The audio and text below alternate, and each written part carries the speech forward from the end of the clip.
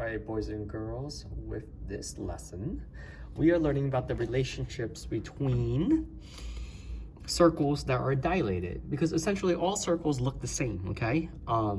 Except they are the same size, but same shape but different sizes. So all circles are similar to each other. The only difference is like what's going on with the radius, right? And how big or small the radius is. So here I have a sample, big circle, small circle, right?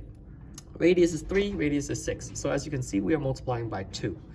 Now, obviously the diameter is twice the radius, so this is going to be 6, and the diameter here is going to be 12, right? So notice we're multiplying by 2, multiplying by 2. Let's explore what happens with the circumference.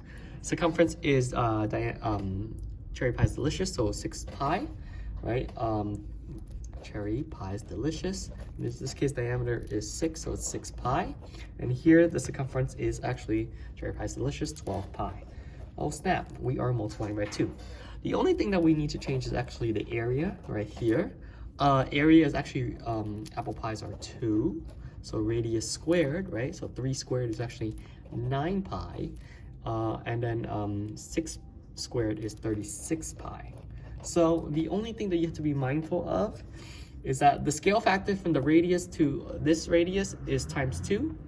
This is times 2. Circumference is times 2. With area, it's times 2 squared, right? 9 times 2 squared is going to give you 4. So whatever the scale factor is, in this case right here, let's just say scale factor was 2.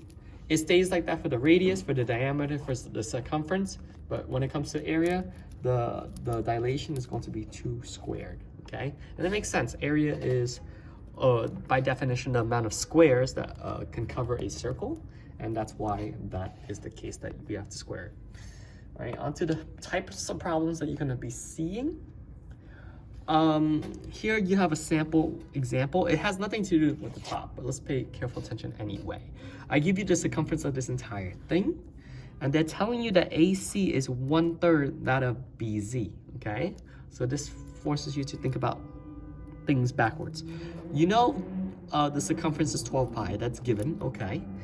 You also happen to know that the equation is cherry pie is delicious, right? Okay, so if any place that you see C, you could see 12 pi, then you could say 12 pi, right, is equal to pi times diameter.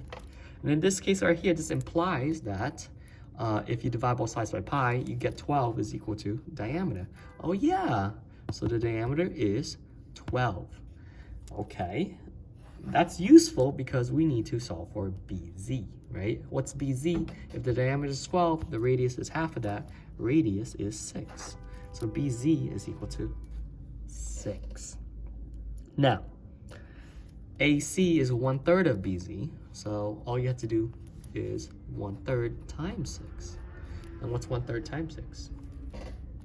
2. There we go.